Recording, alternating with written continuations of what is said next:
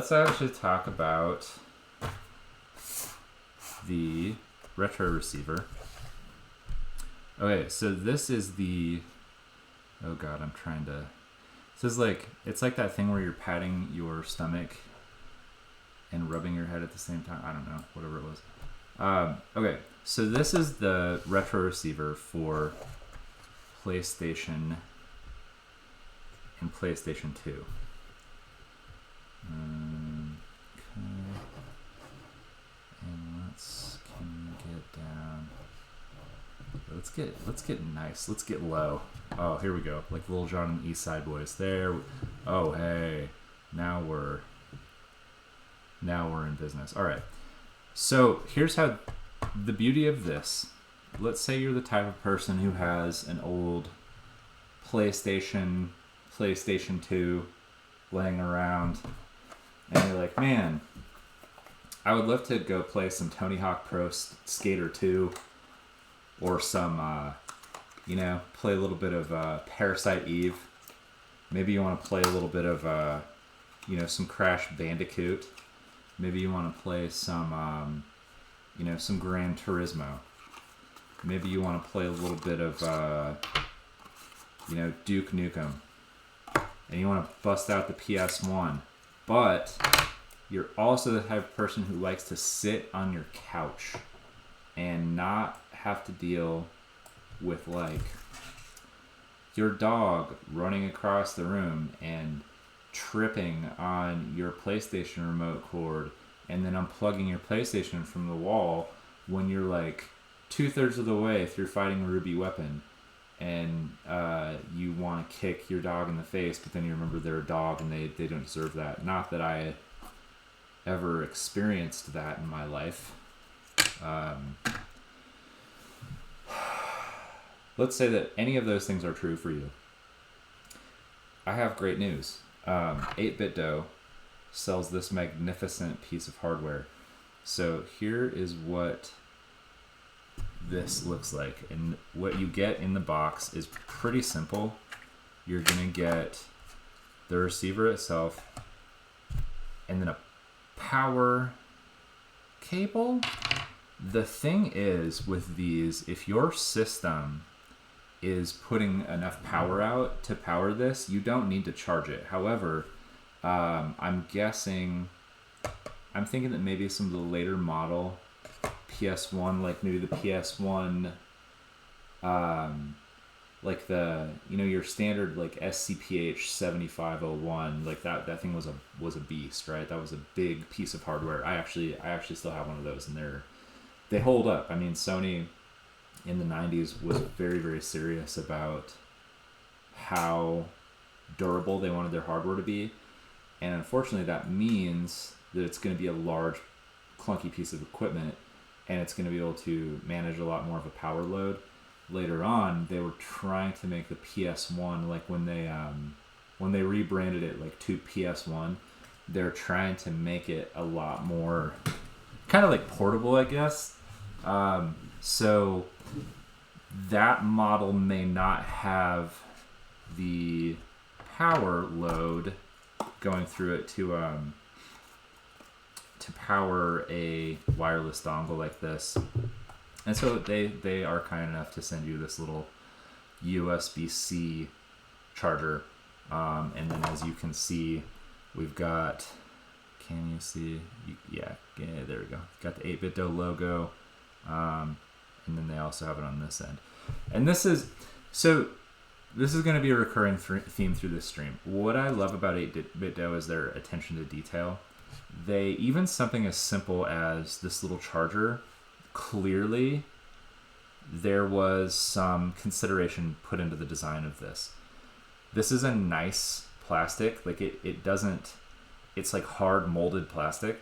It doesn't feel like it's going to break easily. It doesn't feel like if I plug this in, let's say I have this plugged into a USB dock and something bumps it, I'm not going to really worry about this breaking or bending. Like it's solid. Do I want to like plug it in and then chuck it like off of a cliff? Probably not, but honestly, it's probably going to hold up just fine. So these are very, very simple. And if you haven't had any experience with pairing any of the 8BitDo products, it's not tough. They actually give you the instructions in the back of the box. So, okay, you plug this into your PlayStation 1 or 2, press the pair button on the receiver, and then you turn on the controller that you want to pair to it. So, you can pair the 8BitDo Ultimate, which we'll get to in a bit, the Pro 2, which we'll get to in a minute, actually. In fact, we can get to that next. Their Super Nintendo Pro line. So they have a line of Super Nintendo controllers that have joysticks on them in addition to D-pads. The Lite 2, the Lite Special Edition, which we'll get to in a bit today as well. The Arcade Stick, which we'll also get to. The PlayStation Mod Kit, we will not get to that one today, but we'll get to one of the other ones. PlayStation Classic Mod Kit, so if you wanted to, you can actually use your, you can get the mod kit for the, like the PlayStation Classic Mini, and you could take an original PlayStation controller, swap their board out with your PlayStation controller's board, and then suddenly you have a wireless controller. And again, I'll show you guys all about those in a few minutes. Let's see, then we've got Xbox One wireless controller, Xbox Series wireless controller, Xbox Elite, Xbox Adaptive Controller, okay, so that's a win. DualSense or DualShock 4 Switch Pro. Odds are you've got one of those at your house right now today. If you're watching this video, if you're on Twitch watching literally anybody, I would venture a guess that you probably have at least one, if not a few of these lying around. So if you've got an older system, because 8BitDo sells these not only for PlayStation, but also, I'll read you the list. They've got, let's see here, 4 adapters. The PlayStation, Genesis / Mega Drive, NES, Super NES, and then they also have the adapters for the NES Classic, the Super NES Classic. We already talked about the PlayStation Classic. Additionally, they have the 2.4 gigahertz dongles or Bluetooth USB dongles. So you could get one of their dongles, plug it into your PC or your modern console. So I'm thinking PS4 and on. And you can actually connect a bevy of wireless controllers to your system or your PC like that. They really got their start by making these mod kits, which we'll get to in a few. But they've really just leaned into that and then also gone into the rest of this business. And they have, I mean, they're just absolutely spectacular. all of the stuff they have is brilliant, and I adore them. I adore all their products, and I use the hell out of their products. And I want to be clear too, I am not getting a goddamn thing out of this other than the opportunity for me to spend a couple of hours on a Saturday to tell everyone who might pop in my stream about some awesome stuff that 8BitDo has that I've just kind of been accumulating. We did get some support from 8BitDo. They donated a Pro 2, and they donated a Lite SE for our Extra Life fundraiser. But I don't know that they sponsor anybody. I don't know that they really advertise a lot. I think they advertise maybe through their social media and primarily, maybe they run ads on Amazon or something like that. But yeah, there's no sponsorship. There's nothing like that. I honestly just like their products, and I think that if you're someone who is trying to think of ideas for holiday gifts and you've got somebody in your life who is into games, you can improve their life with an 8BitDo product. I guarantee you. So let's see. So again, this is the retro receiver for PlayStation 1 and PlayStation 2. It says Windows on here. I don't know how that would work. I don't really know what they would don't really know what they would do for you on Windows. Let me see. Do we have? No. I'll just. There we go. Let me get my stuff together here. All right. So yes, I've got a couple of these because I've got a PlayStation 1 and a PlayStation 2 laying around. So if you want to throw down some Baldur's Gate Dark Alliance with a friend via some couch co-op, this is how you do it wirelessly, and then you don't have to worry about your dog tripping over the controller cord, resetting your progress, making you kind of want to cry, but then you remember you're in high school and you probably are too mature for that. In any case, cannot recommend the retro receiver enough. It's a quality product from 8BitDo. Okay, let's talk about the Pro 2. So, this is the case. Let's see. Let's come up a little bit here. Okay. So, actually, real quick, going back to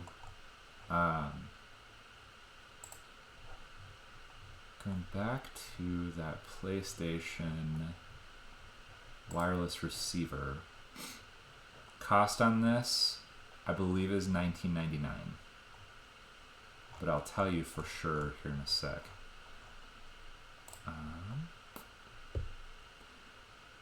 Okay, $22.49. Price has gone up a bit since I purchased mine. However, still a good deal because it allows you to kind of breathe some life into your classic systems, which again is kind of how 8BitDo got their start. But now they're really leaning into not just doing that, but also, you know, how can we also improve your gaming experience on your modern consoles as well. Okay, so this is we're going to talk about the Pro 2 controller. Okay, so let me just pull up the specs here because I want to make sure that I don't give you any false information. So the 8BitDo Pro 2 is one of the best video game controllers I've ever used in my entire life. And you guys, I've been playing video games since 1989. There is, if I had to pick between, it's like, all right, Nick, you only get to use one controller the rest of your life. What's it going to be? It's either the Pro 2 or the 8BitDo Ultimate controller. And it depends on the day. It depends on the day. Really, one is the DualShock layout, is the Xbox layout. And depending on the game, depending on my mood. So, okay. This is going to work for iOS. It's going to work for Android, Steam Deck, Switch, Windows, obviously. Does it work for PlayStation?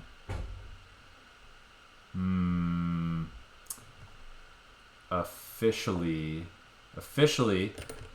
Switch, SteamOS, Windows 10 and above, Android, Raspberry Pi, iOS, iPadOS, Apple TV OS, and Apple Mac OS. Oh my God, boy, they have a handful of them, don't they? So, okay, one thing to note with the Pro 2. These are all of the systems that it works on officially.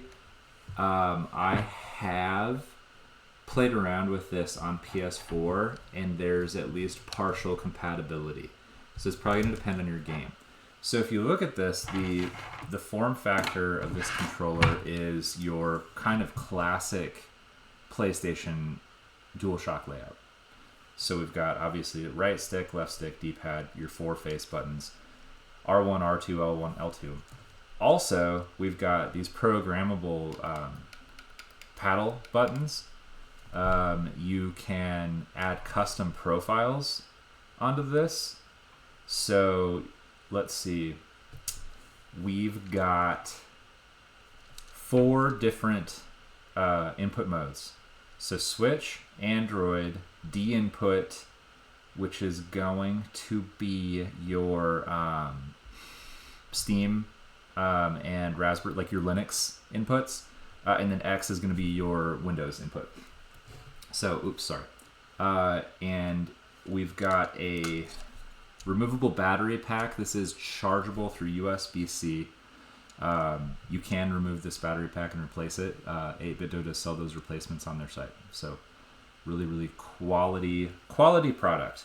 And then we've got, little hex screws. Easy to open this up and repair or replace parts if you need to. Really, really great, great controller. So how does it feel? It feels amazing. So I'm a big dude. I'm about 6'4". This is about perfect for me. This is a really nice, really comfortable. I don't feel like it's easy to get kind of where I need to be on this controller, and this is very, very, very responsive on the silicone pads on the back of these buttons, and we'll get into that a little bit when I talk about the mod kit for the Super NES controller. So one of my favorite games of all time is Super Metroid, right? And if you know Super Metroid, you know that there's a technique, and if you can do it, if you can't do it, it's not the end of the world. You can get through the game and kind of figure out the one part where you absolutely have to do it. But if you can handle the wall jump well in Super Metroid, it's going to make things a lot more pleasant for you. It's going to open up a lot more of that game. It's going to give you access to some sequence breaks, and it's just fun, and it's just a cool animation. It's just a blast to just up a cavern or a corridor. So the thing about this controller that I love is how responsive, and it's not like spongy, but it's also not too stiff, if that makes sense. When you're doing something like the wall jump, which is a lot of you jump, you've got to go back and forth. It's a pain in the ass until you get the hang of it, and a good controller can help you get the hang of something quicker. If you're playing a fighting game, if you're playing anything with a lot of precise inputs, you need a good quality controller. And that comes from your layer one, if you will, your actual hardware. And then the other piece of that is the actual connectivity piece. And so my experience with this, and I used this to beat Hollow Knight. And if you're watching this, you probably know that game is a pain in the ass. It does require a lot of precision. It does require a lot of quick inputs in succession. This does the job from a responsiveness of the controller standpoint, but then also too, there's not any lag that I've ever noticed with this, and I've done it with the Switch. I've played it with my computer. I've hooked it up to my Super NES retro receiver, and I've played actual hard copy Super NES games. So no matter what I've done with the Pro 2, it's been a great experience. Here's something else that's kind of cool. So let me show you something that also makes this controller pretty fun. So this is a cell phone clip, and this will clip on to my 8BitDo Pro 2. Let's see, so I want Android.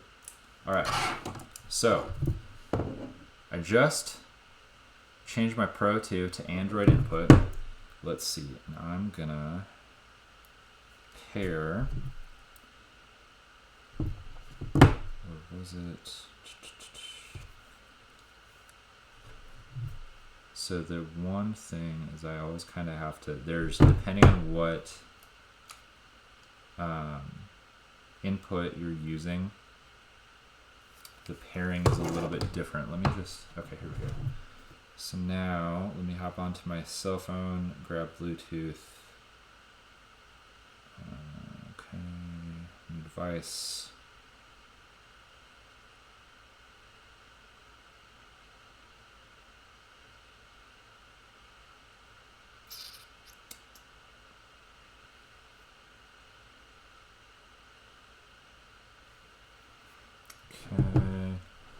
So when you know what you're doing, this is really clean and quick.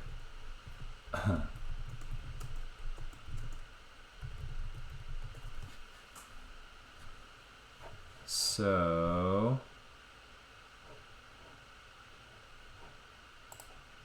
okay, turn it to D. Wait, what? Alright. So turn it on. Okay.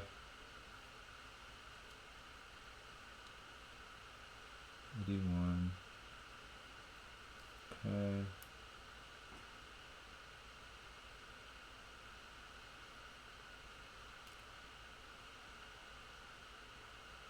That's a light too. Hold up.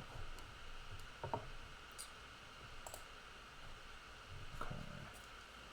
Y plus start.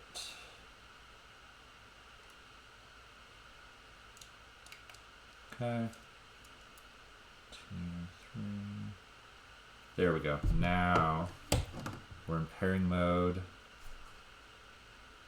Okay, pairing device. Now I'm on 8-bit Do Pro 2. Pair. Boom. You saw from the rumble there that the Pro 2 responded and is now connected to my phone. So now we're gonna, okay, boom. Now I'm gonna go over to this, and so nice, flexible, spring-loaded clip, and then you just tighten her up, okay? And so now,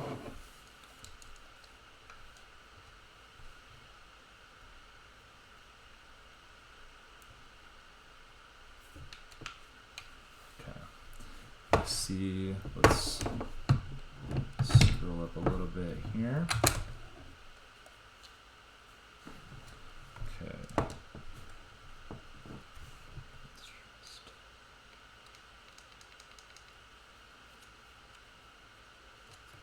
Start. Trying to. No.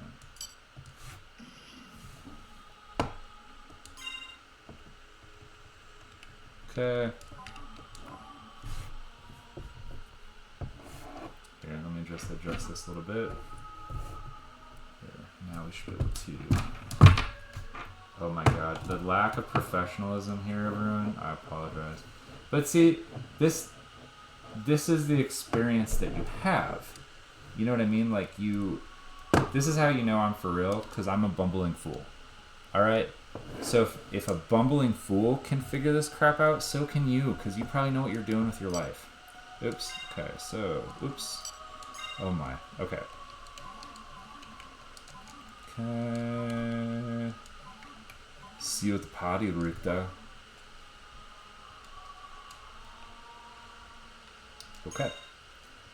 Alright, and journey back to 1792.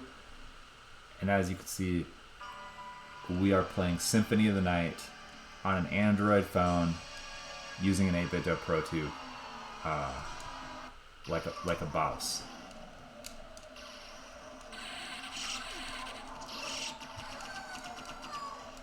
Okay.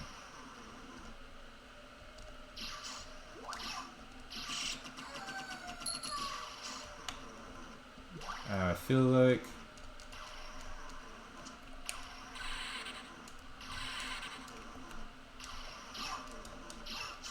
see, there you go.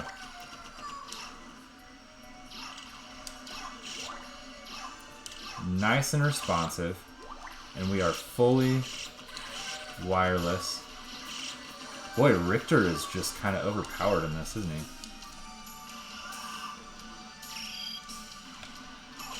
I don't even have a sub-weapon yet.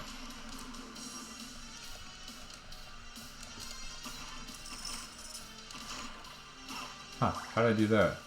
Okay, so see, nice, actually pretty easy install, or pretty easy connection. Oh, yo, what up, Literate R? Here, let me just move my mic a little closer to my face. Is that a little bit better, buddy? How's that now?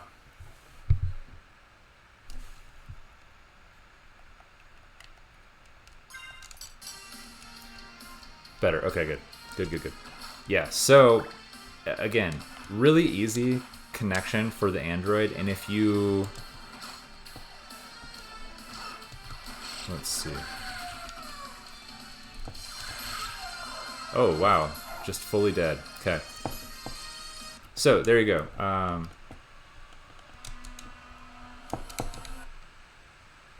Pretty easy breezy to get that set up, to get it connected. And again, it's knowing kind of what the different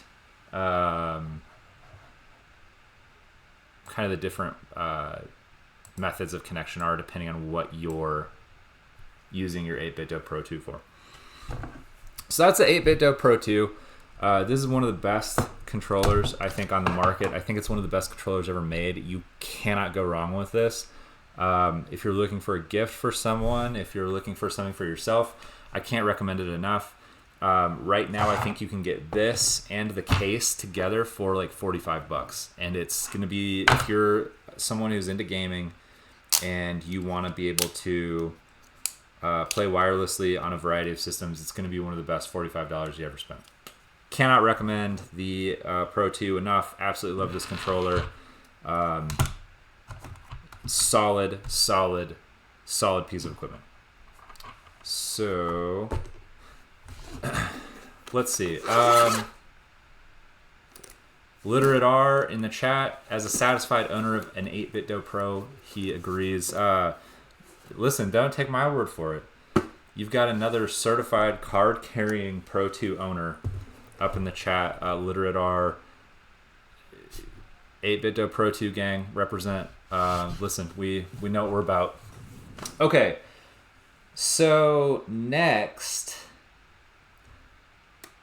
let's see. Let's talk about, let's take a look at the mod kits. So I've got this N64 mod kit, and I've got the Super NES mod kit. Let me see. Where is my... I think I've got... So I was using the other day. I was using my Super NES controller that I modded with the 8BitDo Pro 2 mod kit to play some Super Metroid on my Steam Deck through emulation. And before you ask, yes, I have a physical copy of that game. I love that game. It's one of my favorites. Of course I have that game. I actually have a Super Famicom version of Super Metroid, and it's super fun. So, if I can find that, let's see here.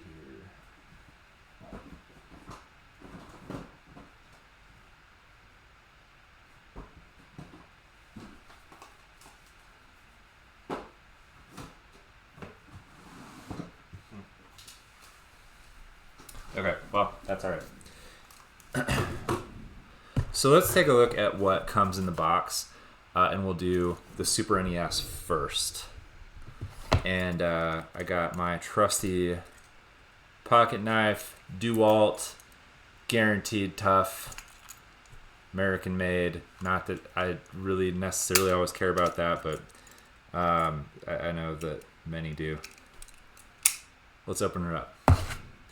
So we have a nice, this might seem like a dumb detail, but it really isn't if you think about it. So this has a lithium-ion battery inside it.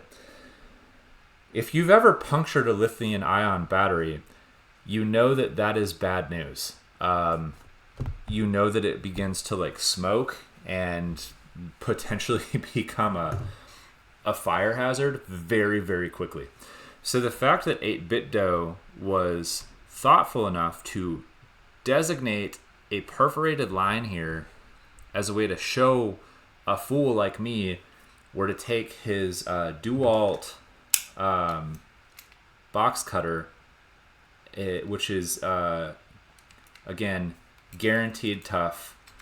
You want to, okay, we talked a little bit ago about dropping something off of a cliff. I would drop this off a cliff and then go pick it up and then use it to, like, I don't know, cut a rope or something. Again, I know this is a gaming stream, okay? I know I'm talking about gaming. DeWalt, again, guaranteed tough. If DeWalt doesn't make it, I don't need it, all right? Listen, DeWalt, not sure if you guys want to get into sponsoring Twitch streamers, but I'm here for it if you are. So let's take it, and I know that I'm like breaking many rules by kind of cutting toward myself, but you know, just careful, being careful is important. And let's just set that there so that everyone knows what Nick's about if he didn't already. Where the hell do you guys think I put my... Oh, and see, here we go. Again, 8-bit dough. So, instructions for our mod kit. So we're going to take 5 screws out. Pull out the old board, put it in the anti-static bag that they provide. Okay, let's see. Let's get a little closer here. Here we go. Just want to make sure you guys can see all this. Then we're going to put their board in and screw it back together. Easy breezy. And I don't know that we're necessarily going to do this today, but if you guys have interest in this, I would totally do this on stream sometime. So here's what we get. Again, bubble wrapped, very deliberate with the packaging. We're going to see that a little bit more when we get into some of the controllers that I want to unbox. Let's just pull out a little bit. And again, any feedback on how the video looks or how the audio looks, if I need to move something around, just let me know because I want you guys to be able to see this stuff. Okay, so here's our anti-static bag, and this is the board. All right, here is this is the charger. And this is also our LED light to tell us whether we're in pairing mode or whatever. By now, if you're the type of person that does a lot of stuff like this, like a lot of repairs or a lot of mods, you probably have a million of these little screwdrivers. But I have to say, these are handy as hell. So really, again, just a nice, thoughtful, considerate, deliberate piece of the packaging here. 8-bit dough includes the screwdriver that you need to pull out the screws on that NES or the Super NES controller. Okay, so we've got our charger. Now this is a little bit different than what we're used to. Again, we got the same injection molded plastic, high quality. We got 8-bit dough. We got their logo, and I don't know about you, but for me, that logo sparks joy. I light up when I see it. I enjoy looking at that logo. That's how you know you got brand loyalty. Okay, when you can invoke an emotional response in your customer, you know you're doing a good job. Okay, so this is our charger. This is going to plug into any powered USB port. And then this end is going to go in here, like into the charging port on your LED light. And then you can see this ribbon is going to plug in to our actual circuit board that's going to go into your controller. Okay, so it plugs in right up here. So let's take this out and take a look. So you can store so look at this, and they even write you a little note. They say, we include this oversized safe bag so you can safely store your original wired controller PCB forever. That means you can reverse your modification back to your original controller at any time. That's thoughtful, it's deliberate, it's considerate, it's detail-oriented. Literate R says, pop the bubble wrap. This is not that kind of stream. I'm sure there's some girl in a hot tub doing something like that on Twitch right now. This is not that kind of channel, man. Okay, so we've got, here's our board. So here is our lithium ion battery. Okay, we do have a micro USB port here. So guessing that the software on this is probably running on some kind of Java. you could run a firmware update on this. You could potentially get into the actual programming of this PCB. You could potentially, if that was the type of stuff that you were handy at, you could make some software modifications to this if you wanted to. So these two are going to be our shoulder buttons. They would slide in to your shoulder button kind of areas on the Super NES controller. But I mean, you can see, okay, here's our face buttons, our BA, Y, X, start, select, and then the D-pad will go here. So here's another thing that I kind of want to show you guys. We were talking about this a little bit when I was talking about the Pro 2. So I was talking about the quality of the silicone pads that you can get for the Pro 2 and just how good and responsive they are and how much I love them. So I've got these actual conductive silicone pads from an original Super Nintendo controller. So here's the conductive pad for the D-pad. This is the conductive pad for the face buttons, your A, B, X, Y. Okay, they're fine.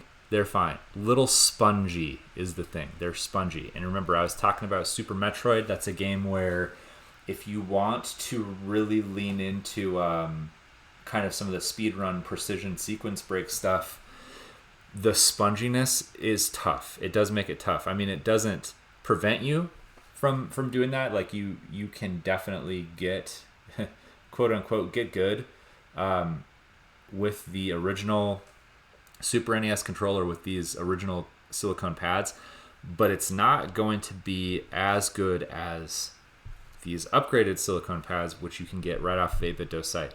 So these are the same silicone pads that are in the Pro 2. And this is what I got to put into my Super NES controller. And again, I'm not the best video game player in the world. I do my best, but I'm okay. It's one of those things like if you're playing guitar and you're playing an old like Yamaha electric guitar and maybe you know some scales and you know a couple licks, you could play like, Wonderwall, or you could play like the intro to Hotel California or something like that. But then you go to Guitar World, or Guitar Center rather. You go to Guitar Center and you grab like a Gibson Les Paul Special Edition, and you sit down and like you do get about 15% better at guitar because you have something that's got a better fretboard, you've got more responsive pickups, you've got a better like shape of the guitar, it's got a better weight, it's better balance, it's overall a better instrument than your Sears catalog Yamaha starter guitar that you got with a 15-watt Kramer amp for your 16th birthday. Same deal goes for your video game controller. All right, this is the instrument. Your controller is your instrument. So is the OEM Nintendo branded Super NES Super Famicom controller a bad controller? Hell no. Hell no, especially for the time. But even now, if you got your hands on a brand new originally what is OEM? Originally engineered by manufacturer, whatever the hell, actual Nintendo branded Super Famicom Super NES controller, brand new, out of the box, unopened, you would have a great time with any Super Nintendo game with that. You're going to have 15 to 30% better of a time using either a Pro 2 with the Super Nintendo or Super Famicom retro receiver, or using their mod kit with their Pro 2 replacement silicone pads. Take it from me, I would say that I've played more Super Nintendo than anything else in my life. I'm goddamn near an expert on that system. I'm telling you, it is my professional opinion that this is going to improve your gaming experience 100%. All right, so this should have about a 10-hour charge when you get it. Get in your Super NES controller, Again, keep your old PCB in this bag. It's stash it or throw it away. It doesn't matter, honestly, because once you put this in your controller, you're never ever going to go back.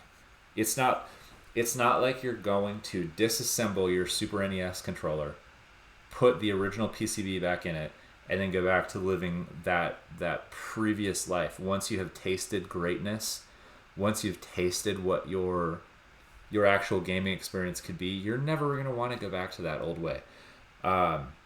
Especially if you get the upgraded pads. And again, let's just take a look at these kind of side by side. Again, so this is so down on the bottom, these are original Nintendo silicone conductive pads that go into your controller. Okay, so this goes on top of the circuit board. Your button then goes on top of this.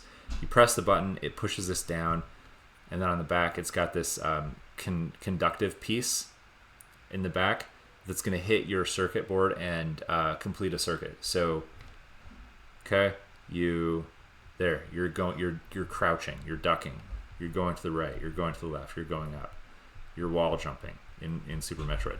Okay, same over here with your face buttons. Up top, these are the 8BitDo replacement pads. Technically for the Pro 2, it will work in your OEM Super NES or Super Famicom controller.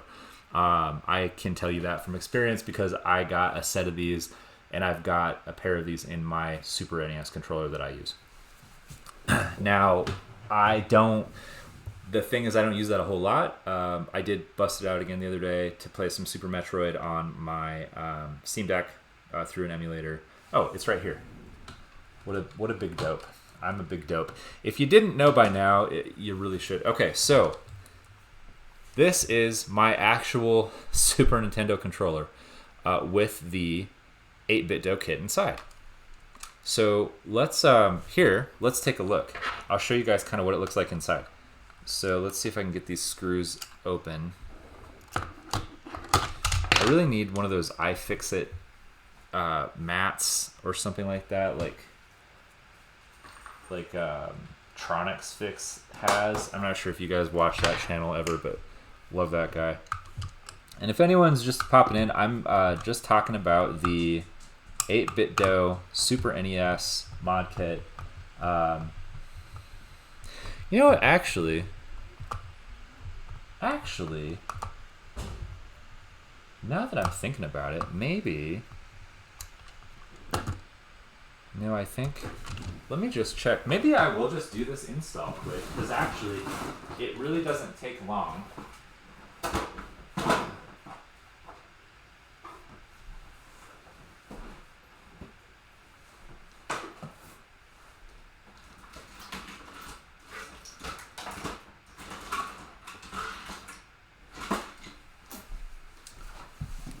Is it in this toolbox? Or is it in my other toolbox?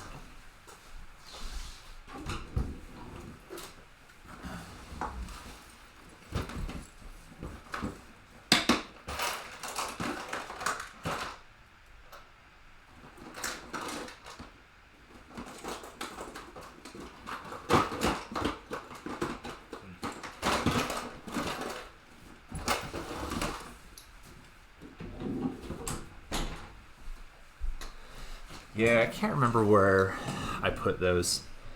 So we'll just open this one up and I'll kind of show you guys what the inside looks like, and then one of these days I'll go do that install once I find that bag. I know I got it around here somewhere. I actually have all of my I call it the dad box because like every dad has this box like in a closet or in his garage that's just full of like old cables and stuff and like maybe some old stereo equipment, perhaps a CDRW or two, you know. But yeah, I mean, I've got all of my stuff in my room here. It kind of looks like a total mess, but I'm in the process of sort of consolidating some stuff into like, all right, what do I actually need? Boy, this is, I feel like I'm watching my OBS screen here, and I'm thinking back to like every like Tronics Fix video, or I can't remember the other guy that does the refurbishments. It's actually the guy, there's a guy whose video I watched when I was figuring out how to how I needed to clean up my my old Super Famicom. Not Tronics Fix. I just can't remember the guy's name. Anyway, like, they do such a great job of making sure that you, the viewer, can actually see what they're doing, because otherwise, like, it's not really helpful. One or two of these are just not all the way unscrewed yet. This one, I bet. This is our winner, maybe.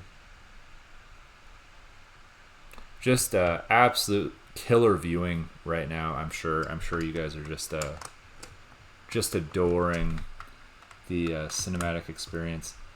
Do I need to like whisper so it's like ASMR? Nick is showing you the innards of a Super Nintendo controller.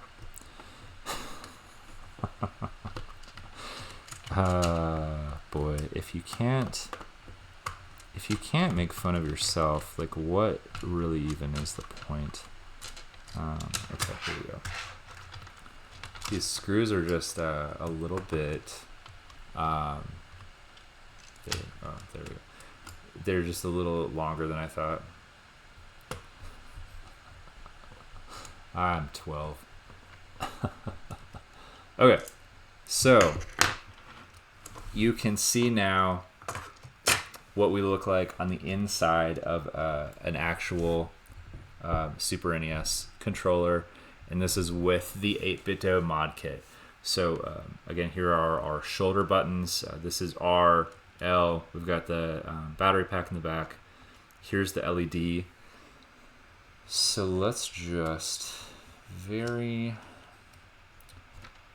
carefully, we'll lift this out because I don't want to have to put the silicone pads for the shoulder buttons back in. Those ones I did not replace. I did not replace the shoulder buttons. I think that 8-bit-do does sell them, but yeah, I didn't need. I thought those ones were fine. Those ones work just fine. So, and again, these kind of fit in the notch, and then they slide in kind of right here. So you can see how I've got the,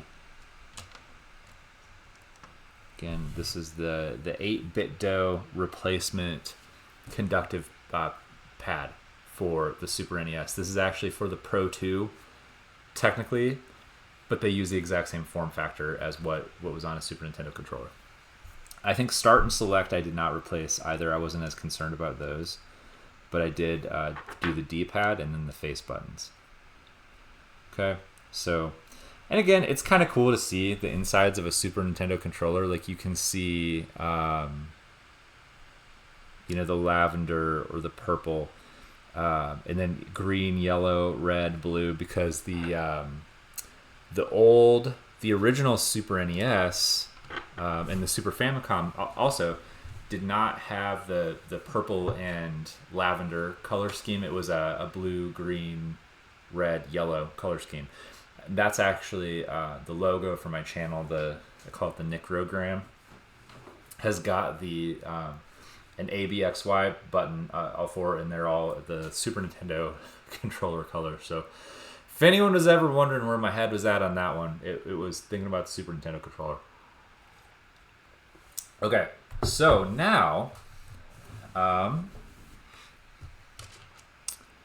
so we can see that LED is shaped exactly like this outlet port where the cable would have been, the actual controller cable. So this is actually going out to the cable to the kind of the male end of the controller cable that would go into your Super Nintendo. So they shaped the LED just like that, and it's kind of like got this like plunger action almost. So it holds in there really tightly. So when I was first putting this together, I was a little bit concerned, like, oh man, what if it's going to get loose? It doesn't. This is pretty solidly in there. So, Nick, why aren't you wearing gloves or using tweezers or something? Because I'm just some dope on the internet, you guys. I don't know what I'm doing. But that's the point of all this. I'm trying to show you literally anybody can do this, you guys. Anybody.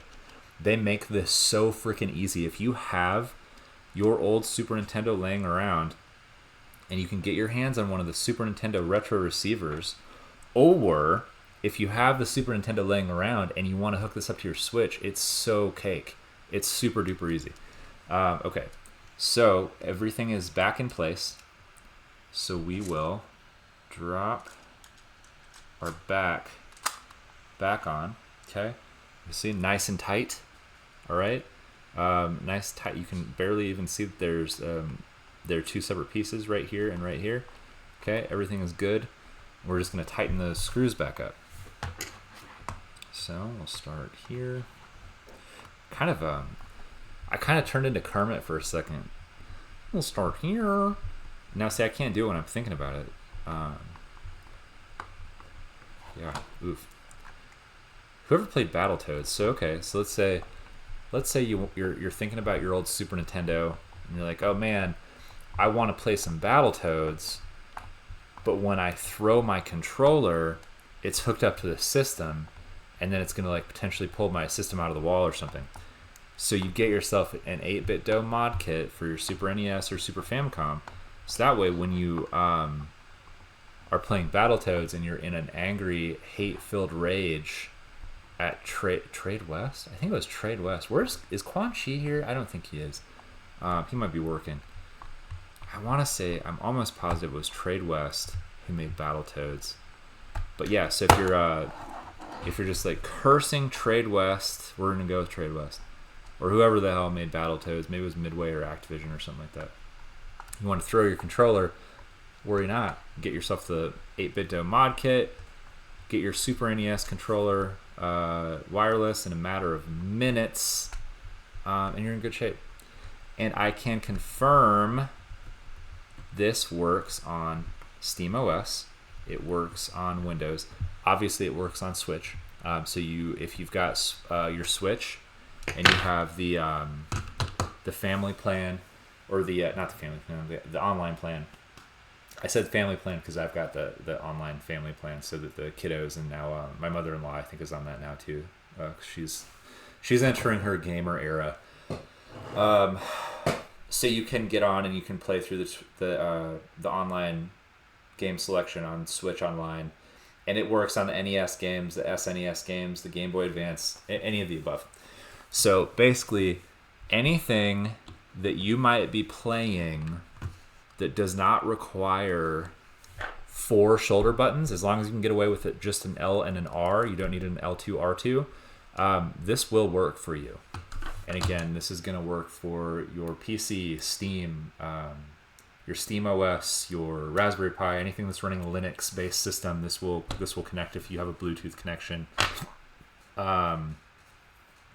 Again, obviously the Switch. Have not tried with Xbox or PlayStation, but let's just take a look and see what they say on their site. So if we go down to their DIY, okay, Super Nintendo, and this will, let's see,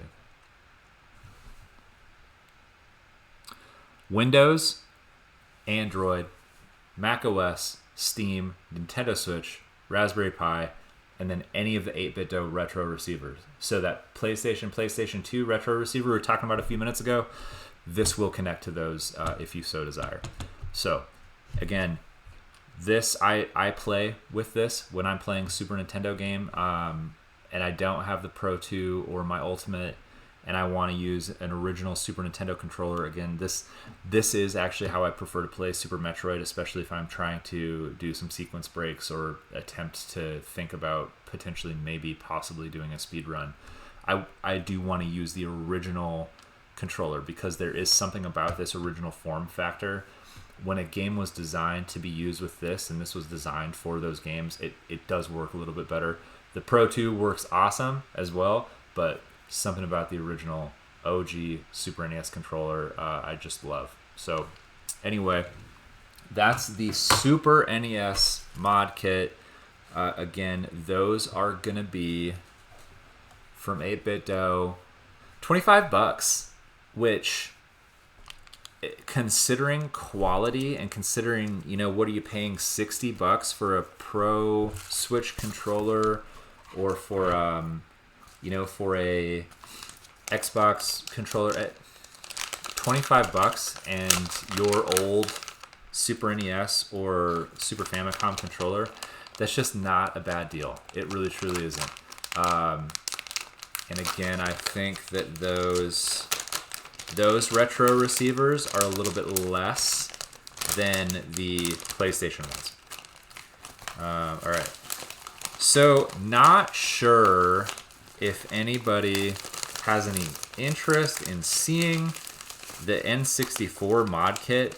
I have not actually opened that up yet. I believe it's got a rumble thing, but I worry that people might be getting a little bored here. So let's switch gears a little bit and let's take a look at the 8BitDo Ultimate Super Famicom 40th anniversary controller. This is one of the coolest pieces of gaming equipment that I have ever used, and one of the coolest parts about this really is just the actual like packaging experience here, for lack of a better term. So this is the 8BitDo Ultimate Bluetooth Controller Famicom 40th Anniversary Edition. All right, so we've got kind of this external box here. So this, you can either get a 1 or a 2. So this is player 1, and then I have been using this for a few months, but this is what I use on stream almost always. Is my 8BitDo Ultimate Famicom 40th Anniversary Player 2. Okay. And everything, this was one of the coolest like gaming accessory experiences of my life the first time I opened this up. So it's got such a premium feel to it. It really, really does. And it is so high quality. They put so much thought into this. It really is very, very, very impressive. So let's just see. Okay, let's grab our trusty DeWalt box cutter again. DeWalt, guaranteed tough. Listen, DeWalt, I'm telling you, you really need to think about getting into some Twitch sponsorships. Okay. Okay, and we're just gonna nicely get it through that tape. Good.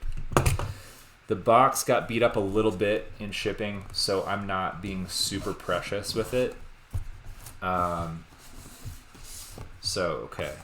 So this is a nice little kind of exterior, like shell cover, whatever you want to call it. So here is the actual unit containing the controller. So again, let's turn it around. Here we go. So this opens up kind of out, sort of like this, and we've got. Let's see, just trying to. There we go. Let's move you. Make sure you guys can see this. Okay. Certificate of authenticity, which is, I don't know why you'd need this, but it is very cool. I think essentially this is saying, yes, this is one of the actual legitimate 8BitDo Ultimate Famicom 40th Anniversary controllers. Limited run on these. They made 1,983. So I have 1/5 of 1% of all of the Famicom 40th Anniversary controllers ever made. Go me. This is very, very cool. Again, 8BitDo, I love them for their attention to detail and for the deliberateness of their products. So we've got, and it kind of came loose a little bit, but this is a nice little keychain. Okay, Famicom 40, and this says, everything old is new again. Very, very, very cool. Really interesting stylings, really deliberate choices with the design on this. Really, really love it. And it's just neat. It makes opening this up it felt like I was way fancier than I am. So here are we've got different covers for the joysticks, 1983 to 2023 at Famicom 40. Really, really love this old color scheme, and we'll get to the keyboard here in a bit. But I think that 8BitDo, where they've really found their stride, is leaning into like old dorks like me who are finally grown-ups and like can take a look at, grabbing some of this cool stuff that evokes, maybe when you were grown up you didn't have this stuff, or you didn't have access to a Famicom or a Super Famicom or a Nintendo or whatever. Or maybe you did and you loved it but it broke or something like that. Which reminds me, at some point I want to at some point I know that somewhere in my closet I actually have the picture of me opening my NES at Christmas, and that would have been 1990 or 1991. I can't remember which.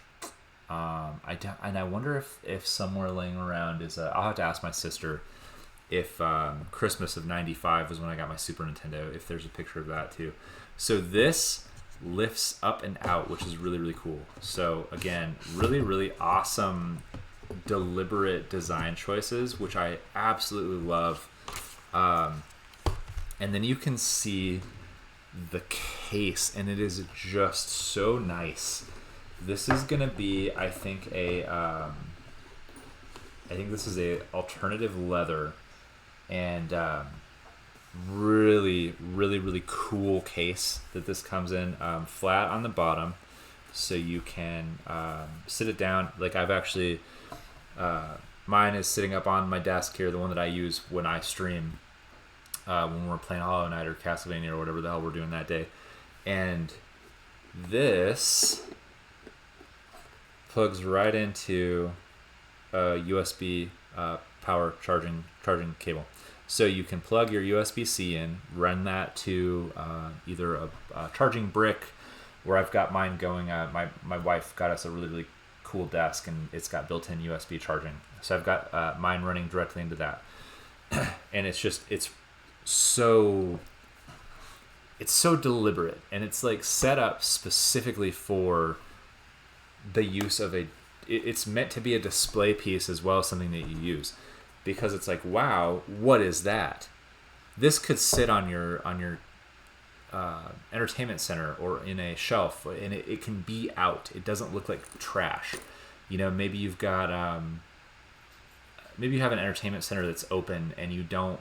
It's like, what do you do with all your controllers? If you're like me, I've got a crap load of controllers all over the place. I've got to find ways to put them in bins and stuff so that they're not unsightly, so they can kind of like, so I can kind of look like a grown-up somewhat. You don't have to worry about that with this because this looks nice as a display piece. And then just one last thing I want to touch on before we actually get in and start talking about the controller. This is molded inside, so this is all meant to fit that, and then we've got our instructions so we know how, because again, hooking these up, because the 8BitDo controllers are compatible with so many different systems, you really need the instructions so that you know how to, like, as you all saw at the beginning of the stream when I was trying to hook the Pro 2 up to my Android phone, I was like, what the hell am I doing with my life? I'm an almost 40-year-old man. I don't know how to use computers. And then also built-in spot for the charging cable. And it's that cool old early 80s Nintendo purple that really it calls back to like the old Game & Watch stuff, or like the old arcade cabinets. It's just that nice old earthy purple that you love to see. So we'll set that aside, and now let's actually get into this, because again, you can see setting, you know, this sits nicely. You can have it up as a display piece.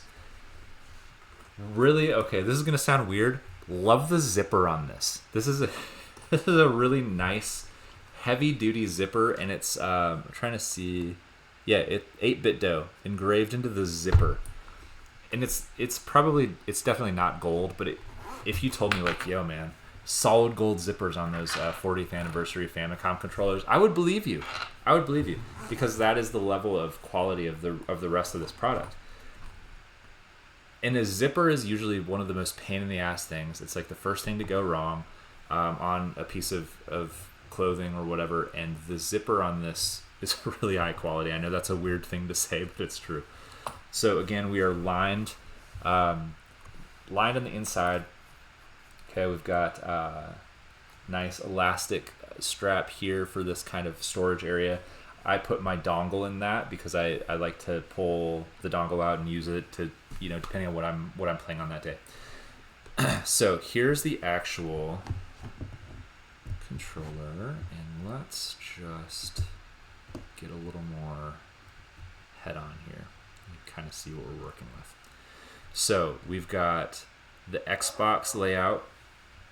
Okay, so this comes out nicely. This can actually get removed, the stand.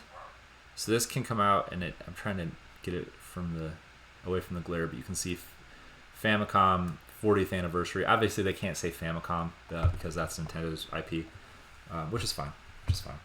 Nintendo's, I think Nintendo's actually been pretty cool to 8BitDo. Like, they haven't really given them a hard time about much of this. Just some protection here to keep it from rubbing in shipping. So this can come out, and if you would rather not have the case out, you can just have a standalone stand. And this is going to be very similar to your other 8BitDo Ultimate controllers. Like, you can actually go to Best Buy here in Rapid City and grab one of these. It sits nicely. It still looks good. It looks like one solid unit, and I think this is based off of the Xbox design. Usually I don't care for Xbox, but I do like this design choice, and I like how this looks like one solid cohesive unit. I think that's really, really good detail. So ooh yeah, so satisfying to pull those stickers off. So again, this is gonna be your Xbox layout. Okay, so you've got your right stick down kind of parallel with your D-pad, and then left stick is up here. Face buttons, shoulder buttons, and then again, just like on the Pro 2, we've got we have the programmable paddle buttons in the back. So this will switch between Bluetooth and 2.4 gigahertz, and that is for your USB dongle. So that is built right into the case there. Just really lots of glare. You can't really see, but so this will plug into your USB. If you're playing on PC or if you're playing Xbox, playing on the Switch, you can use the USB. This one doesn't have as wide of compatibility as some of the others that they do because it's specifically, I think, meant to... They're really catering to Nintendo fans with this one. So this one primarily is just going to work on your Switch, but it does work on Windows, and it does work on SteamOS. I confirmed that. And if it works on SteamOS, you know it's going to work on your Raspberry Pi Retro. If you have RetroArch or RetroPie running on a Raspberry Pi unit, you know that's going to work because SteamOS and Raspberry Pi are both running off of a Linux operating system. And I can confirm all of the above except for the Raspberry Pi piece. I have not tried to connect this to a Pi machine, but I know it would work just fine. And again, just so nice. It just feels nice. Like there's one complaint about this. I'm not sure if you can see that huge ass thumbprint there next to the home button. That is the only complaint I have about this controller. Other than that, this thing is an absolute beast. It's an absolute workhorse. I think that I don't know off the top of my head what the how long your charge is going to last on this, but I've never had any issues. And so when I did game day, I played all through Hollow Knight, and then I did some extra stuff in Hollow Knight, and I think Literate R, were we playing for 5 or 6 hours that day straight, I think, and I never had any issues with my Ultimate. It was solid the entire time. So again, really nice responsive buttons. Like, it's the tactile piece of this is so solid, and the responsiveness of the joysticks and the what's the word I'm looking for? The resistance. The resistance is really good. I can't remember what there was a shooter game I was playing. It might have been I might have played a little bit of Fallout. Might have thrown down a little bit of Fallout New Vegas, or something like that. Something where there was some shooting. And I noticed with this controller how much I enjoyed using the trigger buttons. The trigger buttons on this have a really good resistance, and that might be something that is consistent across these Xbox style controllers. I'm not sure, but I really appreciated that over kind of other, like the Switch Pro controllers or the PlayStation kind of DualShock controllers that I'm used to using in the rest of my gaming career over the years. So these are probably the best trigger buttons I've ever used in a controller. Just really good resistance, good responsiveness. The joysticks just feel solid. They feel solid. Like, I think a lot of us have probably experienced some issues with joysticks in the Switch controllers, or even in some of my DualShock controllers. It seems like the joysticks are some of the first things to go. And the joysticks on this are excellent. They really no issues at all with this controller. This is, I go back and forth, and it really is just, it depends on the day if I want to pick up my Ultimate or if I want to pick up my Pro 2. I played through Hollow Knight the first time with my Pro 2. The second time, and I'm over 100% in both of these playthroughs. The second time I used the Ultimate Famicom 40th anniversary.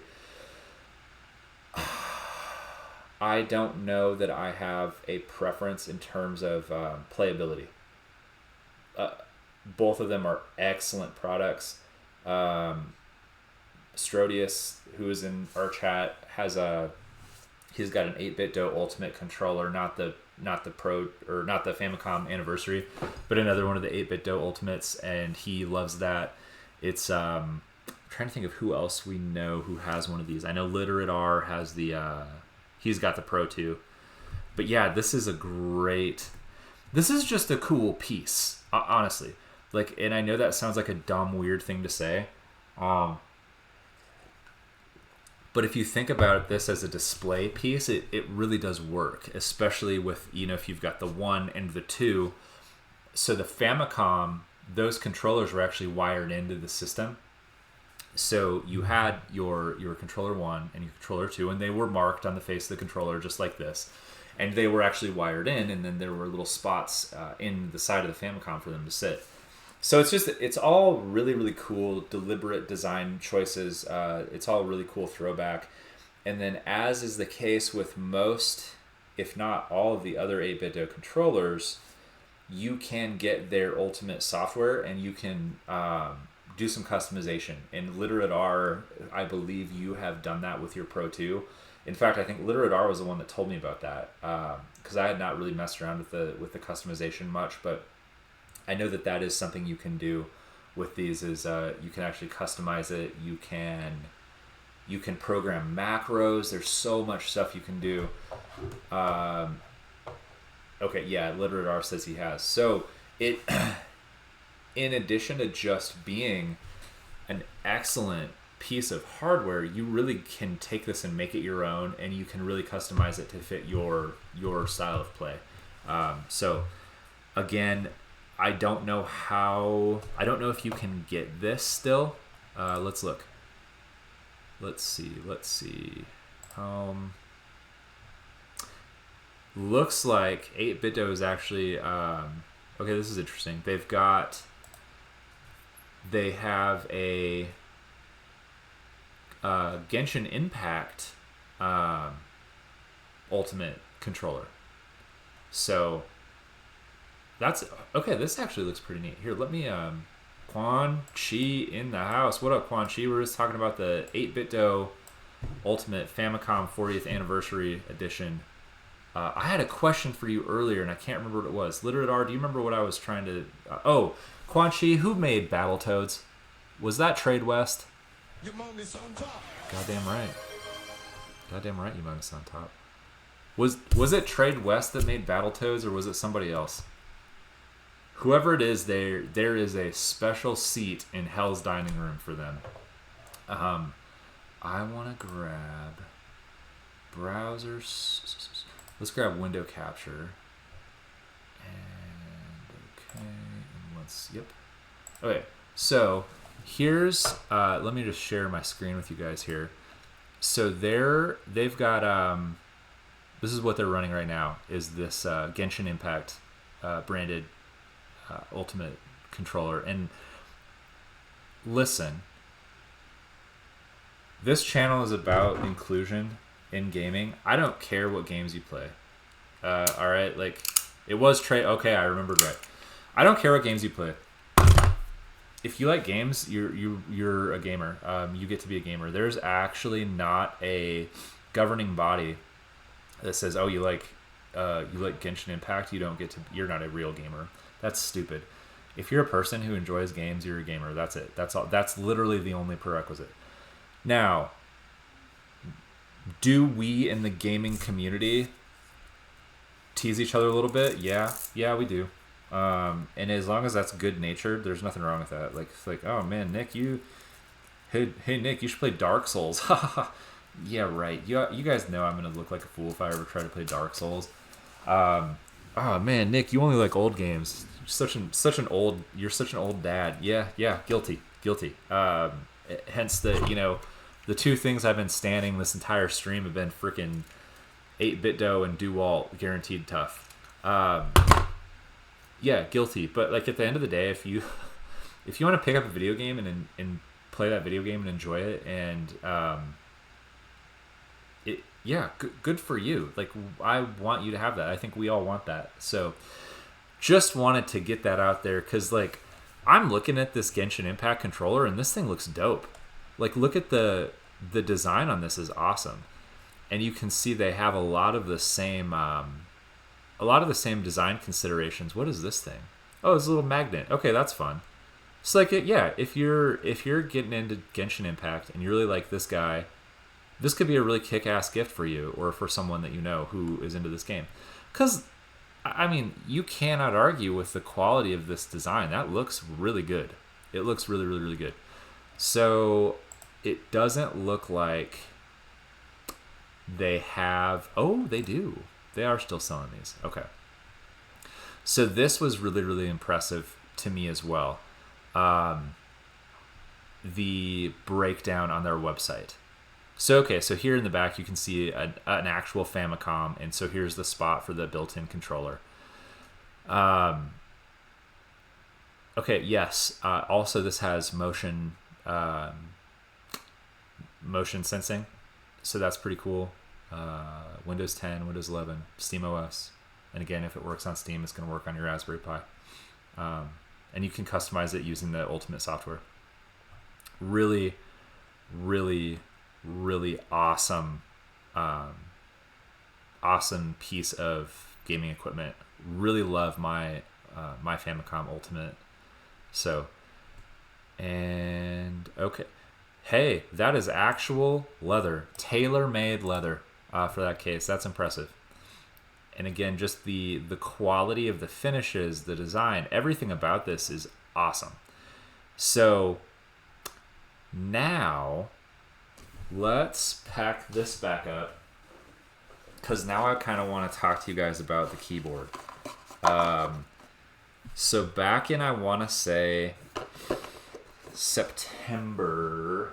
No, back, I think it was like July that they announced that 8BitDo was going to make a mechanical keyboard, and there were going to be two of them.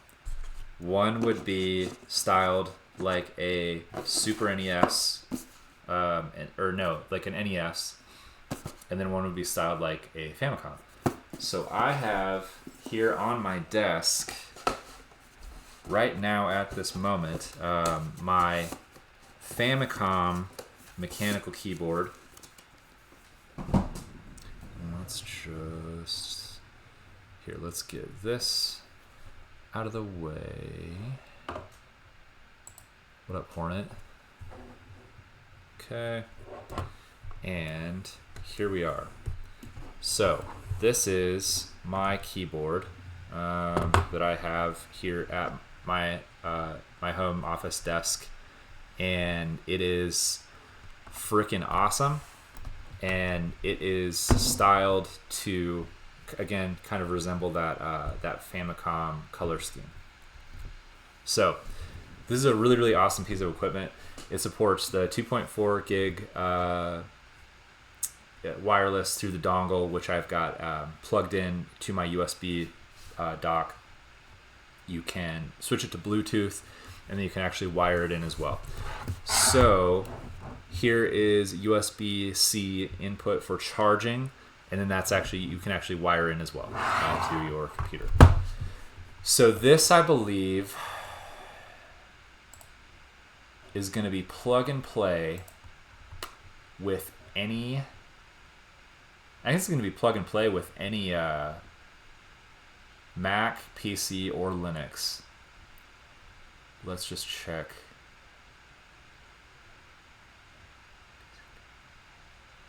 Oh, and your keycaps are hot swappable as well. So that's pretty cool. Windows, Android. I gotta feel like this probably is also gonna work with Mac OS. But the other neat thing about this is it comes with programmable buttons, and so I've programmed this to be Control-Z undo, hence the oops sticker, and they give you a whole list of stickers to use with it. And then this one, I think, will open File Explorer, and again, that's just how I programmed them, and it will plug into the back here. You can actually expand this up to, you can get 4 of these, and you can have 8 super buttons. So, and I have one at work that's the NES, and I've actually got their mouse to go with it. So, okay, here's what I want to do. Let's grab us a notepad. We're about to get to some next level nerdetry here, team. All right, here we go. Let's share this. I'm gonna share my notepad with you.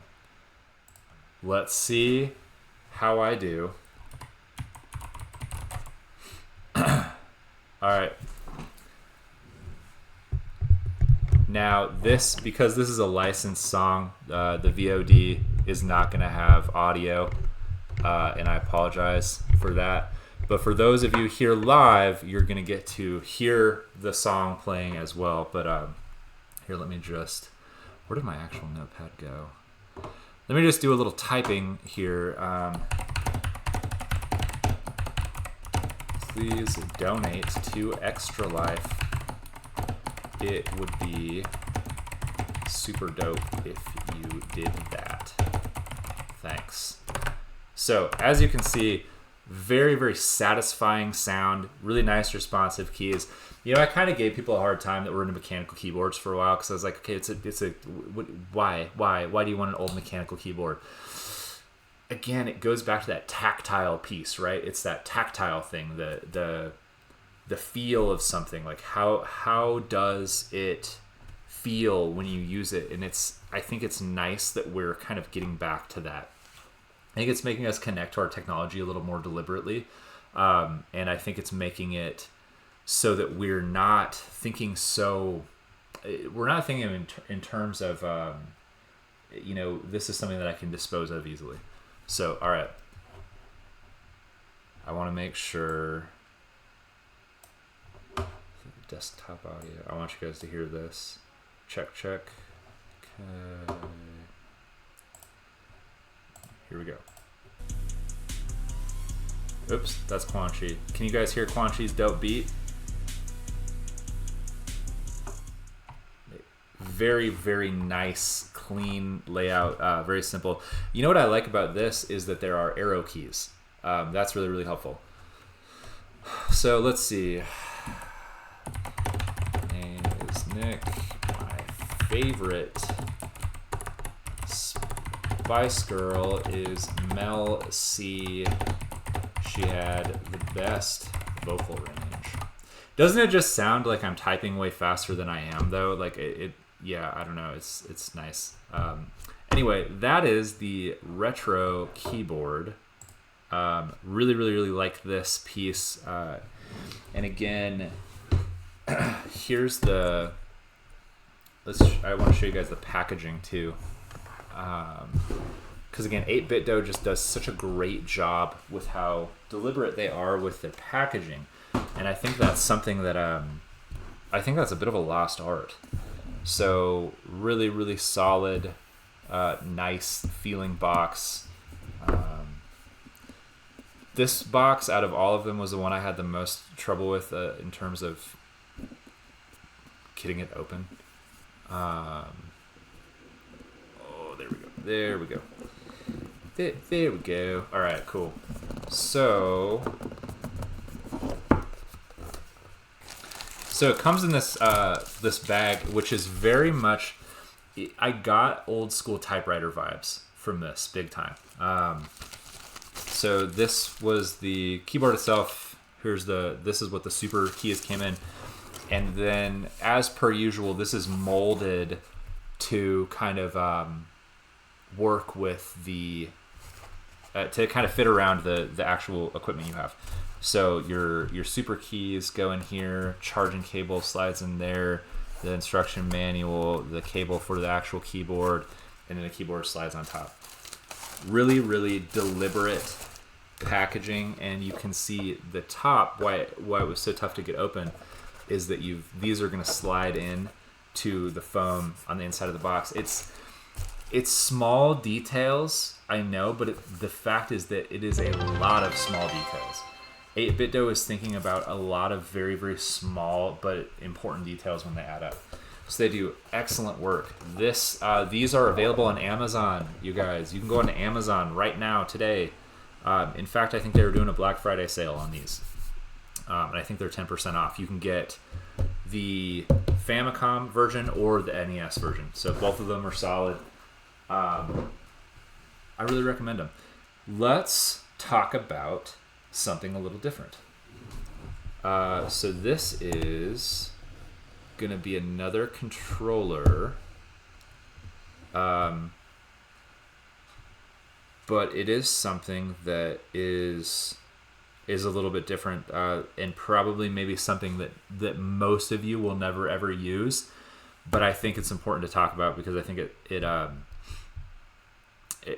it says a lot about why 8BitDo is a good company. So I'm going to show you guys the 8BitDo Lite SE. What do you notice about this controller? No shoulder buttons. Every button on here is on the face of the controller. So why is that important? This is an adaptive controller. So when you look into adaptive controllers, you'll find that if you get the Xbox adaptive controller or you get the PlayStation adaptive controller, they're going to be very, very costly once you get the central processing like brain and then all of the buttons and stuff. So you're gonna be out like $300-400 when all is said and done for an adaptive controller if you want the Xbox or PlayStation unit. Whereas with this thing is $35 on Amazon. So here's the story behind the SE or the Lite SE. A UX engineer in I think Sweden or Denmark or something like that. His son had multiple sclerosis, and he couldn't use a traditional controller because when you're using a controller, like you're kind of turning your hand like this, but his son couldn't do that. So my daughter has cerebral palsy and she cannot rotate her left hand.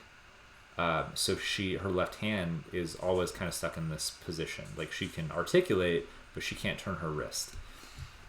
So when you have all of your shoulder buttons on the face of the controller, so I know the glare is kind of rough, but you've got L2, you've got L, R, R2, you still have L3, R3, B, A, X, Y, D-pad over here.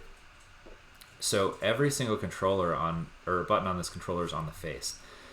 So this we've got this UX engineer right in Sweden or Denmark, and he designed a controller that had all the buttons on the face, but he didn't have the resources to actually build it. So he sent kind of a design or mock-up to the various first-party manufacturers and then some third-party manufacturers as well.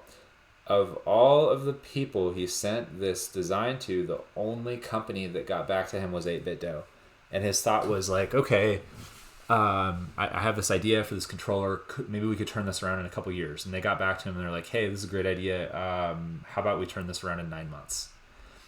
And so 8BitDo took his design, made whatever adjustments they needed to make to it to actually put it into production. And then they made it. And then they sold it on Amazon for $35 instead of $400. So this controller was kind of the reason why I became a fan of 8BitDo. I came for the inclusion in gaming, but I stayed for just the quality of the products because this is a nice product. This is nice. It's heavy. It's got a good weight to it. It's got the same premium feel that all of the rest of their products have. It just so happens to be designed for people who are differently abled. So if you or someone that you know is, again, someone who is differently abled, or maybe you want to get your grandma into Animal Crossing and she's got arthritis and she can't like hold a controller like this for a long time comfortably, this is a great option. And it's $35. It's meant to be accessible. It's meant to be something that people can actually get and use. So this is going to work with Switch or with your Linux or Android. So I can confirm that this does have limited compatibility with PlayStation 3 and on from firsthand experience. We got my daughter Austin playing a little bit of Digimon on the PS3 with this. Anything that is USB, you can probably at least get a little bit of compatibility out of this just through the USB-C. Non-slip back, so this is just like rubber. You can set it on a solid surface. So with Austin, she's got a switch light in a stand that she'll kind of have on the table or on the counter, and then this will be on kind of in front of her on that flat surface, and it doesn't move around. You know, it's nice and solid, and it's just kind of sticking there with the rubber mat. So again, another excellent 8BitDo product, the Lite SE. If you or someone in your life could use something that is a little bit more kind of designed again toward people with some mobility issues, or maybe with some arthritis, and you know, maybe you and your grandma want to throw down some Stardew Valley, something like that, but grandma's got like arthritis in her hands or something of that nature. This is a great option, and it's a way for people to get access to gaming or to get connected, and they could have charged a lot more for this. Like they could have charged $60 for this. They chose to not. And again,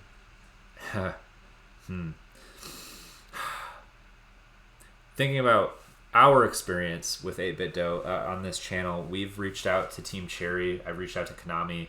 I've reached out to Nintendo. I've reached out to Steam. I've reached out to GameStop. Of all of the companies, other than my employer, who graciously gave us a $500 donation for Extra Life, but the gaming companies, the only gaming company that ever gave a damn about what we've been trying to do this year for raising money for Extra Life has been 8BitDo. They actually sent me one of these, and they sent me a Pro 2 to give away. No questions asked. I was like, hey, I'm a small Twitch streamer. I'm trying to raise money for Children's Miracle Network. Thinking about doing a giveaway. If you, if you guys would be willing to donate a controller, I would buy one and then I could give 2 away. And they sent me 2. And no, again, no questions asked. Like I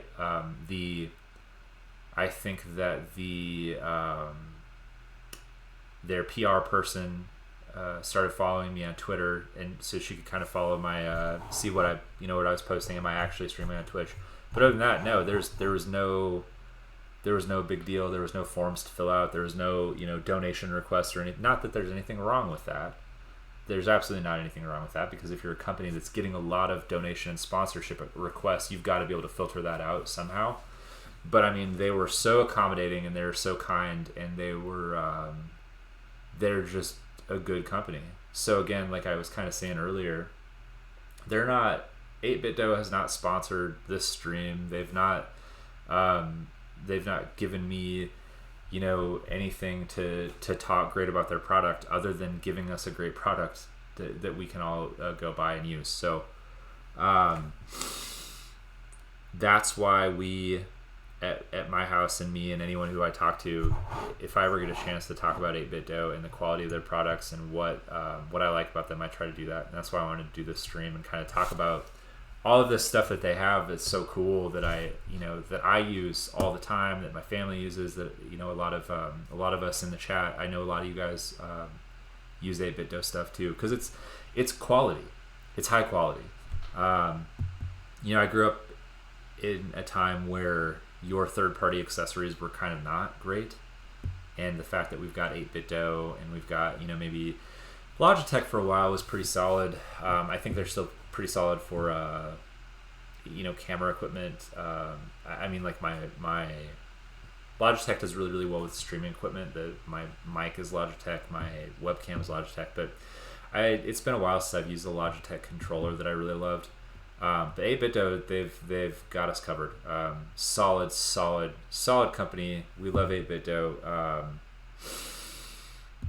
Geez, yeah. Sorry, got a little emotional there, but what does that tell you? It tells you this is a company that gives a shit about gaming and about people who like gaming. So I I value that about them quite a bit. So the last thing I have that I wanted to show you guys, I'm excited about this. So let's give ourselves a little bit of room. And what up, Hornet? Here's my Hornet mini figurine. I always thought Hornet would make a really, really good main character of a video game. Maybe someday, Hornet. Maybe someday. Didn't mean to cover her up. There we go. Got to make sure she's in the shot. She's got to get the spotlight somehow. Get off your asses, Team Cherry. Jesus. This is the 8BitDo arcade stick. And as you can see, it is much more than just a simple arcade stick. This is a full-on arcade gamepad. This is very reminiscent of the old NES arcade fight pad from back in the day. I'm sure Quan Chi has messed around with a few of those. I know Quan Chi has one of these, so Quan Chi, if you have anything to drop into the chat to add about your experience with this device, please do. So let's just kind of taking a look at the outside. We've got handle, again, good, clear stuff on the back. We've got a breakout of all of the different buttons.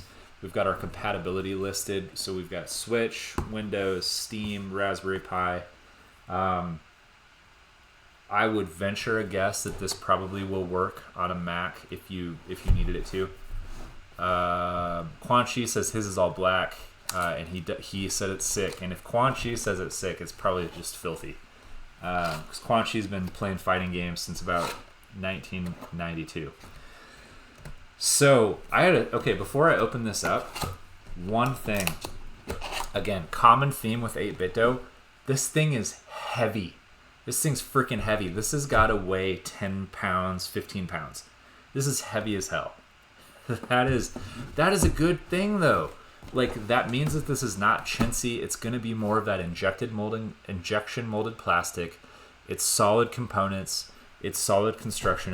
It's high quality. The arcade buttons are going to be really high quality. It's going to have high quality gates underneath them.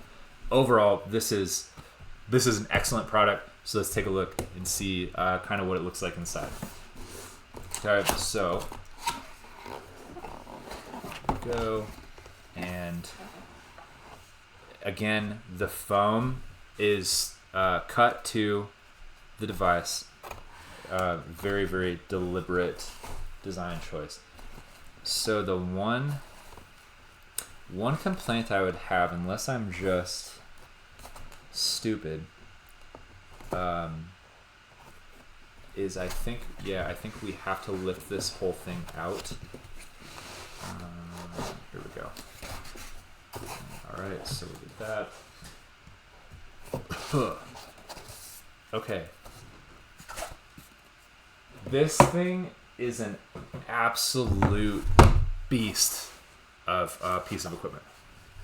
This thing is monstrous. So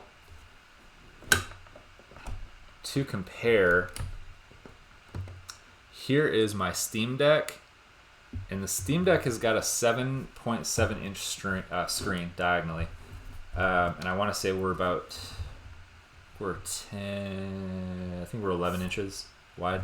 So this thing is about a foot wide, and it is just heavy.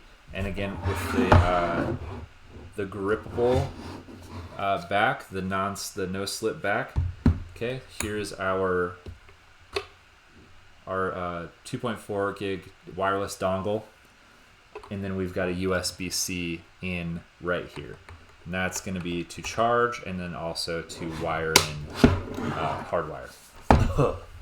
This, oh my god, this is making my shoulder sore. Okay, so 2, 4, 8 face buttons, a player 1 and a player 2 button. And then this is nice. So we've got the pairing button, a turbo button, and then a home button if you want to go to your Steam home. Left stick, D-pad, right stick. So you can kind of pick what your what the function of this is going to be. Okay, and we are an 8-way gate on this. Or wait, no, this is going to be a 4-way, isn't it? Still, that doesn't matter. So we can go switch mode or X input, which is going to be your Windows. And that's, yeah, again, really start, select, Bluetooth, or 2.5. Okay, fascinating.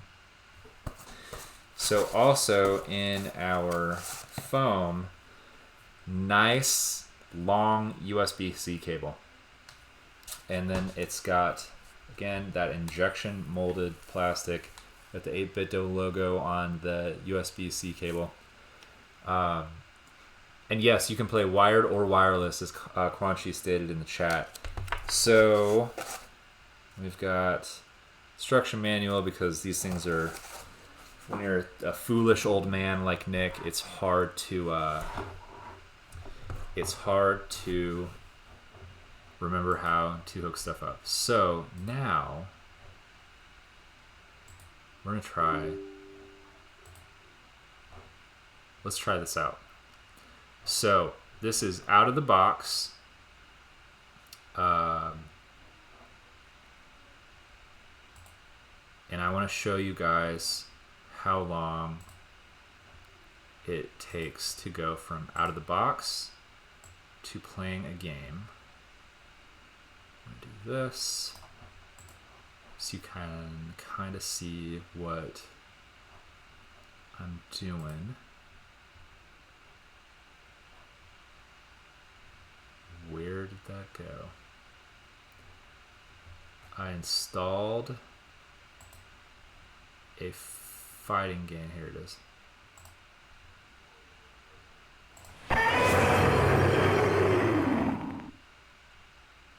Okay. So, here we go.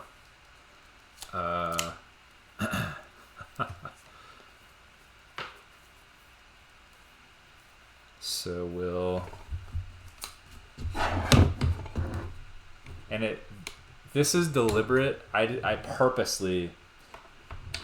Okay, so here's another good design feature. So you notice how this looks like this is very long for the end of one of these cables. It's because it's meant to go past your dongle, okay? And then it closes over the cable. Very good intentional design choices. And I deliberately did not set this up because I wanted to show you guys how easy it is to get these up and running. Okay, so we're gonna do X input. Okay, let's find our Dragon Ball.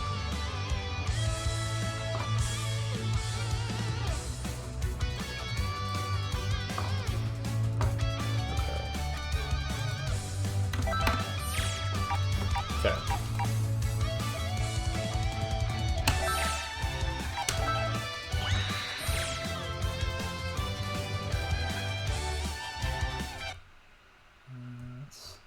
Let's move OBS over here. Okay.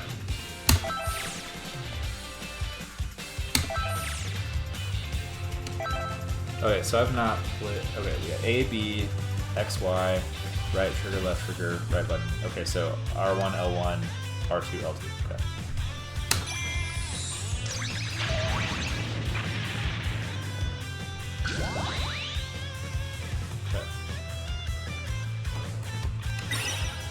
Alright, so this game...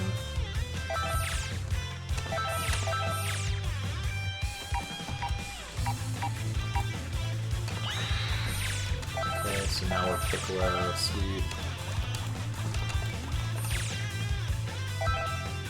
Ah. Okay. Let's go fight.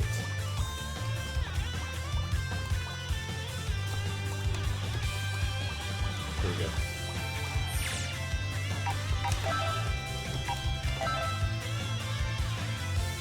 Okay.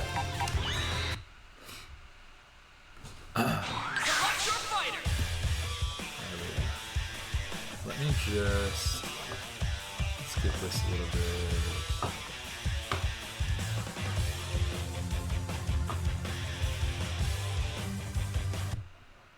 Here we go.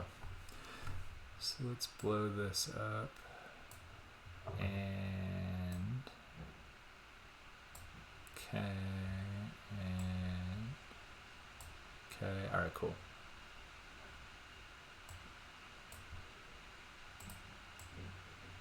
All right, bet. All right, let's go.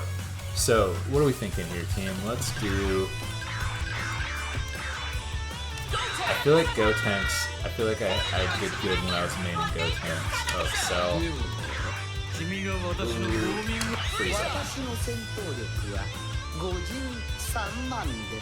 Alright. Let's go. Go.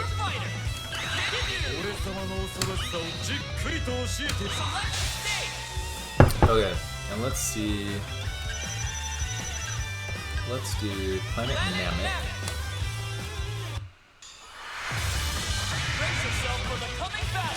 Alright. I have not played this in a while. I have no idea.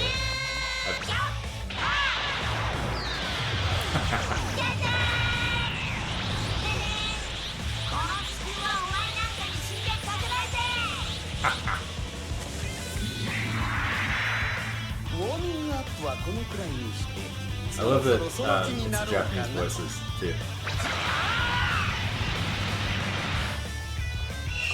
Alright. Okay, so I guess.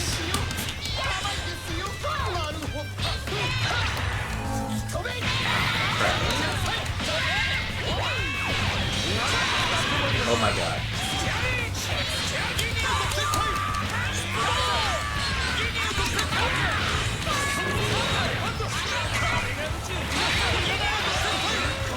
So many things are happening right now, you guys. Oh my god. Hold up.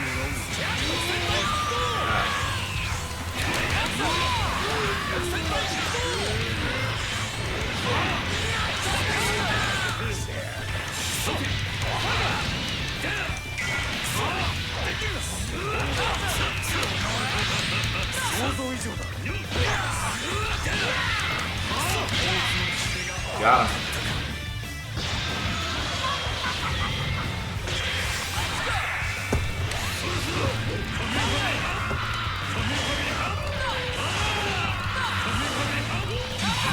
Crap.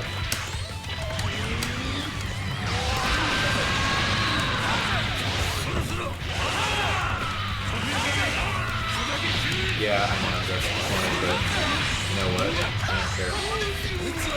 Oh, no.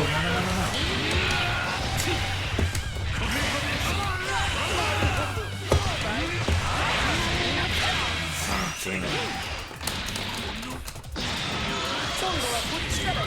Uh-oh.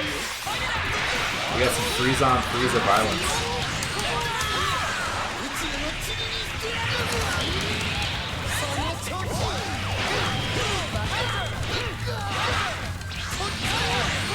Ooh.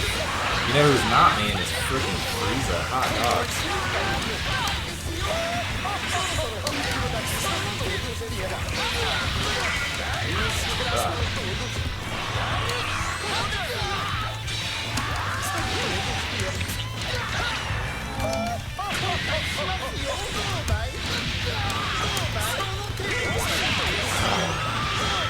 Oh wait, no, I won. Oh, it's neck and neck. Never mind.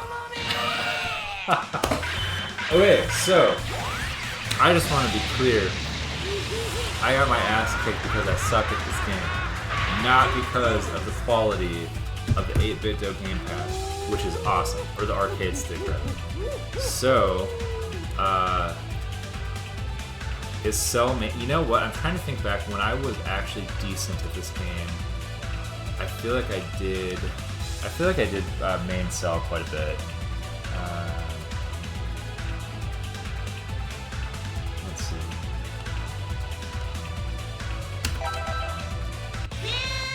Oh, no. That's not what I want to do. Hold on.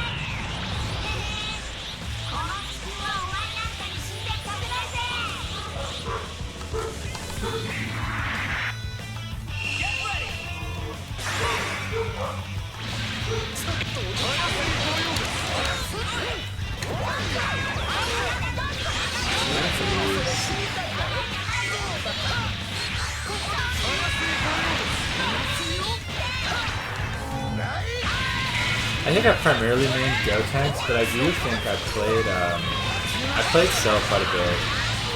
Now I was never playing competitively or anything though.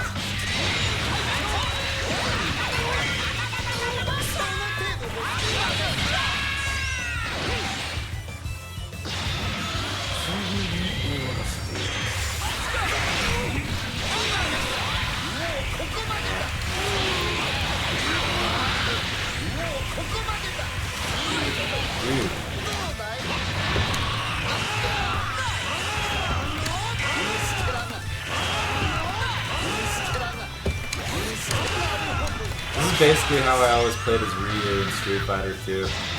Just spam Hadoukens or Kamehamehas or whatever.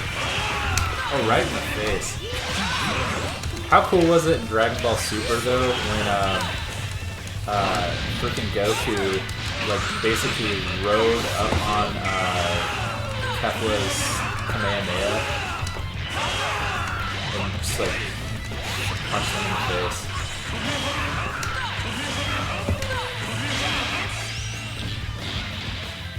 Let's go. Come on, give me a song. Oh yeah.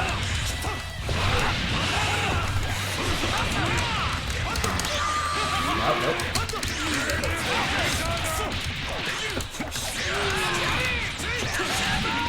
Oh, he's got the whole Gimme for us. Ah, no, oh no.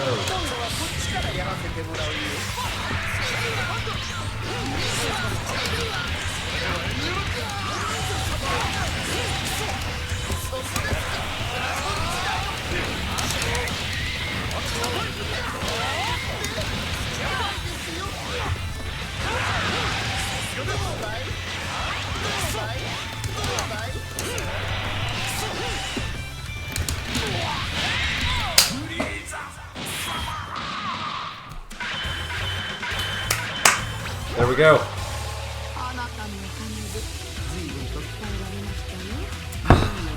The 8-bit arcade stick, my friends. Solid piece of equipment. Solid piece of equipment. Really. Oh my gosh. That was almost too much fun. Quanchi, I was thinking about you the other day. What? So I think about fighting games a lot. Mainly how much I kind of suck at them.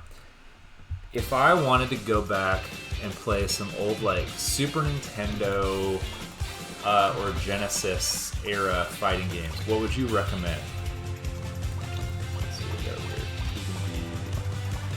So right button, go on a quest. Okay.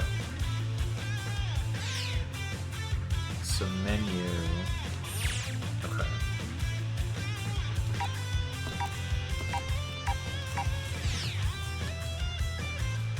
Select button doesn't seem to do anything.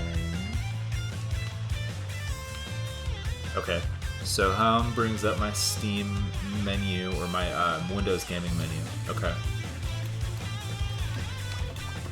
What's this? Replay. What do we got over here? So.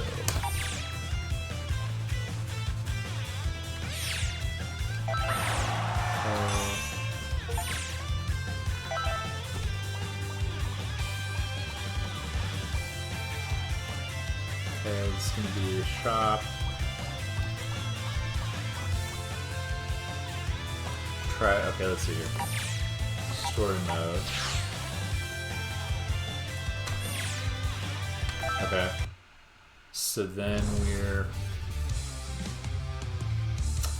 Fatal Fury 2. Okay. Yeah. I mean, Street Fighter and Mortal Kombat, I played the shit out of those, but yeah, I do think I'll check those other ones. Okay.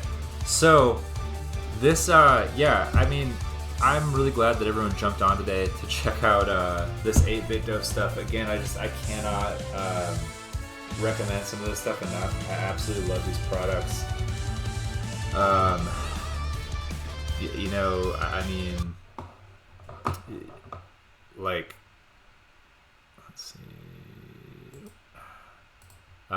Yeah, cannot recommend the 8-bit DOE products enough. The arcade stick is absolutely awesome. The Ultimate controller, the Pro 2, the SE, all of it is excellent. And I mean, if you are someone who's into gaming, if you know someone who's into gaming, do yourself a favor, check some of this stuff out. So that is you guys, that is all I had for the stream today, is just kind of talking about some of this 8-bit DOE stuff. So, you know, let me know in the Discord or whatever, if you have questions on any of this stuff, or if you know, if you're thinking about, you know, oh yeah, hey Nick, I'm thinking about grabbing one of these controllers. What do you think about it? Like, yeah, I'd love to talk about it. You know, if I have one laying around or something, I'd, you know, answer whatever questions you got. And so, yeah, let's find somebody to raid.